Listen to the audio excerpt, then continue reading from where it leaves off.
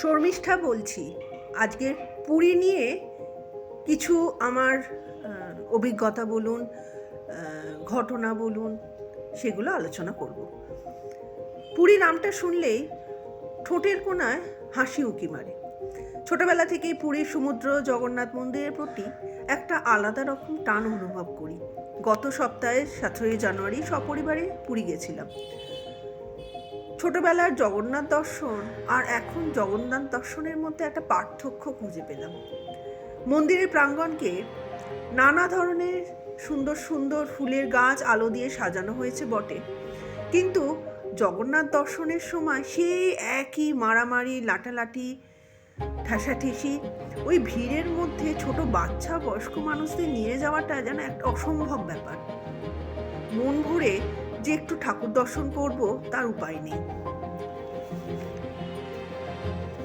এবার আমি একটি অলৌকিক ঘটনার কথা আপনাদের বলবো, যা জয় জগন্নাথের সঙ্গে ওতপ্রোতভাবে জড়িত। ঘটনাটি আমি ছোটবেলায় আমার বড় পিসুমশাইয়ের কাছ থেকে শুনেছিলাম। তিনি অসুস্থতার কারণে একটি হসপিটালে ভর্তি হন। সেখানেই একটি যুবক পা ভেঙে ভর্তি হয় ঠিক তার পাশের বেডে। ডাক্তার জানিয়ে দিয়েছিলেন পা অপারেশন করতেই হবে। যেদিন অপারেশন, তার আগের দিন যুবকটি সারা দিন রাত জগন্নাথ দেবকে স্মরণ করে জয় জগন্নাথ জয় জগন্নাথ নাম করছে আর ভগবানের উদ্দেশ্যে বলছে, অপারেশন যেন না করতে হয় প্রভু, তুমি আমার হাঁটার ক্ষমতা ফিরিয়ে দাও। পিসুমশাই যুবকটির জগন্নাথ দেবের প্রতি এই অটুট বিশ্বাস ও ভক্তি দেখে স্তম্ভিত হয়ে গেছিলেন। পরের দিন সকালে ঘটল সেই অলৌকিক ঘটনাটি। ভোরবেলা পিসুমশাই উঠে দেখেন তার পাশের বেডটি খালি। তিনি প্রথমে মনে করেছিলেন হয়তো অপারেশনের জন্য নিয়ে যাওয়া হয়েছে, আমি টের পাইনি। কিন্তু তার ভ্রম কিছুক্ষণের মধ্যেই কাটল। নার্সটি যখন এলো যুবকটিকে অপারেশনের জন্য তৈরি করতে, নার্স বেডে যুবকটিকে দেখতে না পেয়ে এদিক ওদিক খোঁজাখুঁজি করতে শুরু করলেন। এবার বলতে লাগলেন, ছেলেটি তো হাঁটা চলার ক্ষমতা একেবারেই হারিয়েছে, গেল কোথায়? শুরু হলো যুবকটি খোঁজার চিরুনি তল্লাশি।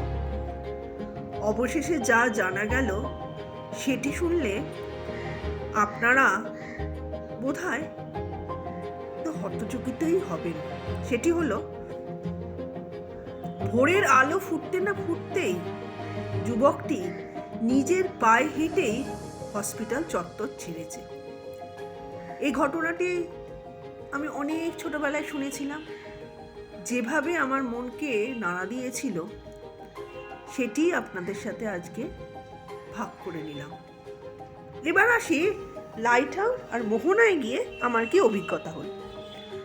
লাইট হাউসে এর আগে আমি যাইনি। প্রথম গেলাম, দেখলাম বিকেল 4টে থেকে 5টা পর্যন্ত লাইট হাউসটি খোলা থাকে এবং প্রবেশ মূল্য 20 টাকা। লাইট হাউসে উঠলাম, উঠে শহরটাকে পুরো দেখতে পেলাম। যেই দেখার সঙ্গে সঙ্গে ফোনে শহরটাকে তুলে ধরলাম আর রাখলাম কিছু সুন্দর সূর্যাস্তের ছবি।